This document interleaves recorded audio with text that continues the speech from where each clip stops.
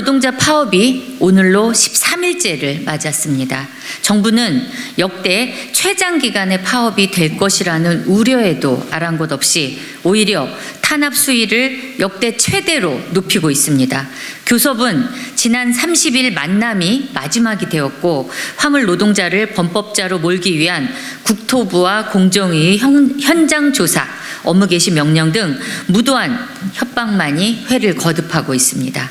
사태 해결의 의지가 티끌 만큼이라도 있다면 절대 있을 수 없는 처사입니다. 재차 말씀드리지만 화물 노동자의 이번 파업은 도로 위의 안전과 생존권을 위한 투쟁입니다. 없던 요구를 만들어서 꺼내든 게 아니라 올해 6월 정부가 직접 타결한 합의를 이행하라는 지극히 정당한 파업입니다. 그런데 정부는 화물 노동자를 노종관계의 대화 상대로 보지 않고 있습니다. 아니, 시민으로도 인정하지 않고 있습니다. 업무 개시 명령을 발동할 때는 노동자성을, 공정위 현장 조사 때는 사업자라고 주장하는 이중잣대 이면에는 어떤 수단을 동원해서라도 말살하고 말겠다는 적대의식이 숨어 있습니다. 이러한 인식은 화물 노동자 파업을 북핵에 비유한 윤석열 대통령의 발언에서 적나라하게 드러나 있습니다. 분명히 말씀드리지만 대통령은 갈등의 조정을 통해 사회를 통합하는 자리이지 갈등과 분열의 유발자가 아닙니다.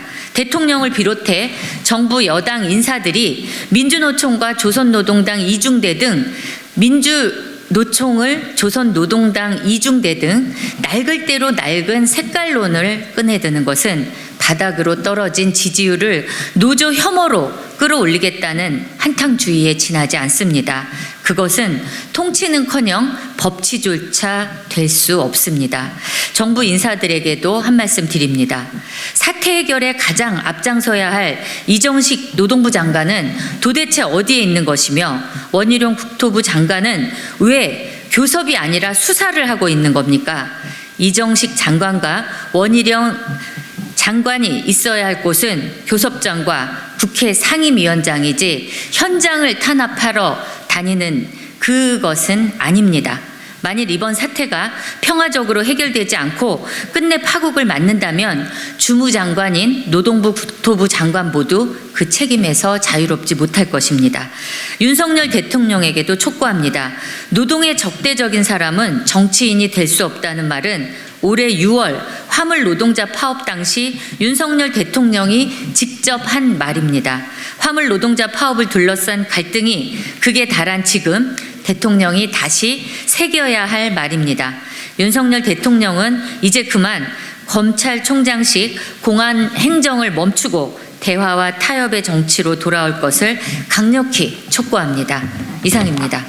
화물연대 파업이 13일째 이어지고 있습니다. 윤석열 대통령은 처음부터 불법 파업이고 경제 위기를 선동한다고 독한 말을 쏟아내더니 급기야는 화물연대를 북핵과 같은 위협이라고 말하고 또 국민의힘에서는 민주노총을 북한의 주장에 동조하는 세력이라고까지 말했습니다. 노동자 시민을 불법 파괴 세력으로 모는 것도 모자라서 이제는 종북 세력으로 몰아가고 있습니다. 참으로 어이가 없습니다. 이 정부의 폭주가 어디까지 이어질지 우려스럽지 않을 수 없습니다. 윤석열 정부는 화물 노동자들의 행동을 불법 파업이라고도 했다가 또 공정위를 동원해서 담합 여부를 조사하고 있습니다. 정부에게 묻겠습니다. 정부는 화물 노동자를 노동자로 보고 있습니까? 자영업자로 보고 있습니까? 그리고 대체 무엇이 불법입니까? 윤석열 정부의 법치는 코에 걸면 코걸이, 귀에 걸면 귀걸이입니까?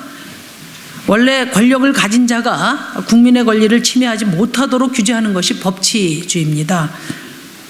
대한민국의 민주주의를 지키기 위해서는 지금 노사 법치주의가 아니라 대통령의 법치부터 바로 세워야 할 지경입니다. 업무 개시 명령이 발동되기 전까지는 그 무엇도 불법이 아니었습니다. 노동자들에게 불법을 더 씌우려고 정부는 사문화된 업무 개시 명령을 밀어붙였습니다. 이번 파업은 명백히 대통령이 조장한 파업입니다. 윤석열 대통령은 노동자를 적으로 삼고 공격해서 지지율이 조금 오르니까 캐캐묵은 색깔론까지 지금 동원하고 있습니다. 사태를 해결해 보려는 여당 국회의원들이나 정부 관계자들도 용산이 워낙에 강해서 찍소리도 못한다, 이렇게 이야기가 들려옵니다. 자신의 무능과 실정을 만회하기 위해서 화물 노동자들을 희생양으로 삼는 매우 질 나쁜 정치 기획을 중단하십시오. 이런 반노동적, 반기본권적 행위는 부메랑이 돼서 윤석열 대통령에게 그대로 돌아올 것입니다. 윤석열 정부에게 강력하게 촉구합니다. 이성을 되찾기 바랍니다. 노동자를 민주주의의 권리 주체로 존중하십시오. 노조를 자유시장 경제의 필수적인 구성 요소로 존중하십시오. 당장 화물연대와 머리를 맞대고 불법적인 업무 개시 명령 철회부터 파업 종료까지 진지하게 논의해 주기를 강력하게 촉구합니다. 국회도 문제입니다. 국회는 당장 국토교통위원회를 개최해서 정부로부터 업무 개시 명령 발동에 대한 보고를 받아야 됩니다. 원래 법으로 상임위원회에 보고하도록 되어 있습니다. 그러나 업무 개시 명령 후 일주일이 넘도록 상임위가 열리지 않고 있습니다. 안전운임제 법안도 여당의 반대로 심의가 제대로 이루어지지 않고 있습니다. 국회가 법적으로 규정된 권한을 행사하지 않고 직무를 유기하니까 급기야 국제노동기구 같은 데서 개입하고 나섰습니다. 국회가 정부를 불러서 업무 개시 명령의 위헌성과 부당성과 불법성을 따지고 이 법의 남용을 막아야 하는데 그런 일을 정부가 하지 않으니까 국제노동기구가 개입하는 그런 부끄러운 상황까지 초래했습니다. 저는 양당에게 강력하게 촉구합니다. 특히 민주당에게 요구합니다.